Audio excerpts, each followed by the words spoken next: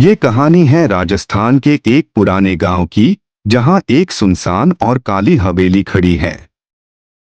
लोग कहते हैं उस हवेली में जो भी गया वो कभी लौटकर वापस नहीं आया। साल 1947 उसी हवेली में राजा वीरेंद्र सिंह रहा करते थे। उनकी एक ही बेटी थी, नाज़नीन। गांव वालों का मानना था कि नाज़नीन पर किसी बुरी आत्मा का साया था। वो ना तो किसी से बात करती, ना कभी मुस्कुराती। एक रात हवेली में अचानक आग लग गई। राजा, रानी और सारे नौकर जलकर मर गए। पर नाज़नीन की लाश कभी नहीं मिली। तभी से लोग कहते हैं नाज़नीन की आत्मा अब भी उस हवेली में भटक रही है।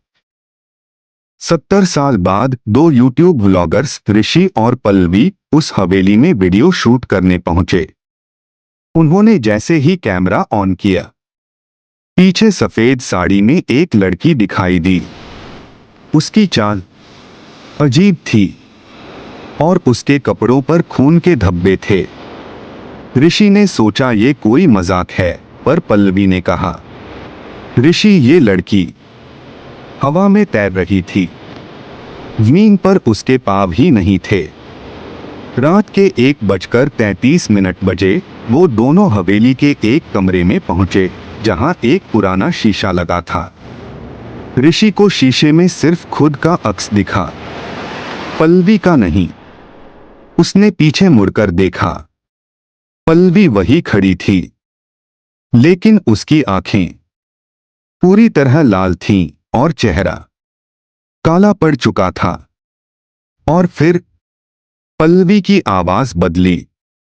वो बोली, मैं पल्लवी नहीं हूं, मैं नाज़नीन हूं, और अब तुम दोनों हमेशा के लिए यहीं रहोगे।